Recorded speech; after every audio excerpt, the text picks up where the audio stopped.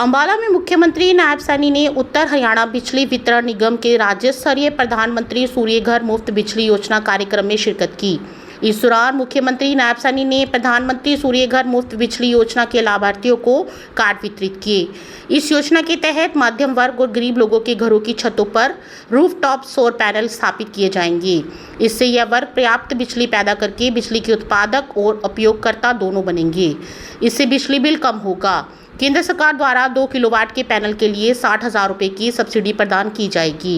1 लाख गरीब परिवार जिनकी औसत मासिक बिजली खपत 200 यूनिट तक है और जिनकी परिवार पहचान पत्र में वार्षिक आय 1.80 लाख रुपए तक है, उनके लिए 50,000 रुपये तक की अतिरिक्त सहायता योजना शुरू की है। इससे गरीब परिवार पीएम और सूर्योदय योजना का लाभ उठा सकेंगे और अपनी घरेलू ज़रूरतों के लिए बिजली का उपयोग कर सकेंगे। हर घर प्रधानमंत्री हर घर सोलर योजना, उसका भी शुभारंभ आज यहाँ पर हो रहा है। आदरणीय प्रधानमंत्री जी ने जब 22 जनवरी को भगवान श्री राम के भव्य और दिव्य मंदिर की प्राण प्रतिष्ठा का कार्यक्रम हो रहा था, उस समय में घोषणा की थी। आदरणीय प्रधानमंत्री जी ने संकल्प लिया था कि हर घर के ऊपर सोलर पंप, सोलर जो प्लांट है उसको लगाने का काम हमारी सरकार करेगी। और आज मुझे खुशी है कि उसको शुभारंभ आज हरियाणा के अंदर इसी अंबाला की मां अंबा की भूमि से हो रहा है। और आज इस योजना का लाभ हरियाणा के लाखों लोग इस योजना से जुड़ करके उसका लाभ लेंगे। जो पहले पाओ की ये योजना, पहले आओ और पहले पाओ कि जो भी व्यक्ति इस पोर्टल के ऊपर रजिस्ट्रेशन करेगा उस व्यक्ति को सोलर की ये सौगात जो पूर्ण रूप से 60% की सब्सिडी वो केंद्र सरकार देगी और 50% की सब्सिडी वो प्रदेश सरकार देगी। ऐसे 2 किलोवाट के जिनका कनेक्शन है, ऐसे सब लोगों को इस योजना का वो लाभ मिलेगा जिनकी आय 1,80,000 रुपये से कम है। और इस योजना के तहत इसका दायरा भी बढ़ाया गया है कि जिन परिवारों की आय 1,80,000 रुपये से लेकर के 3 लाख रुपए तक है और उनका 2 किलोवाट का कनेक्शन है, ऐसे लोगों को भी 10,000 रुपये प्रति किलोवाट के हिसाब से सब्सिडी दे करके इस योजना के साथ जोड़ने का काम वो किया जाएगा। इस योजना का एक बहुत बड़ा लाभ प्रदेश के उन गरीब लोगों को मिलेगा कि जो जिनका ये प्लांट लगाने से, सोलर प्लांट छत के ऊपर लगेगा और उनका बिजली का बिल वो 0 हो जाएगा। बिजली की भी बचत होगी, नेट मीटर लगेगा और बिजली की पैदावार भी ज़्यादा होगी।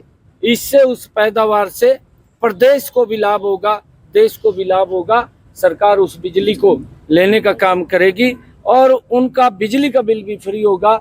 आज उस ये बहुत ही लोकप्रिय योजना जो आदरणीय प्रधानमंत्री जी ने संकल्प लिया था, आज हरियाणा के अंदर उसका शुभारंभ हम कर रहे हैं, जिसका हरियाणा के लाखों लोग इसका लाभ लेने वाले हैं। राहुल गांधी द्वारा ईवीएम को ब्लैक बॉक्स बताने पर मुख्यमंत्री नायब सैनी ने कहा, लोग कांग्रेस को वोट ही नहीं देंगे तो वो बोलना बंद कर देंगे। उन्होंने कहा कि कांग्रेस के अलावा किसी को भी कोई दिक्कत नहीं है।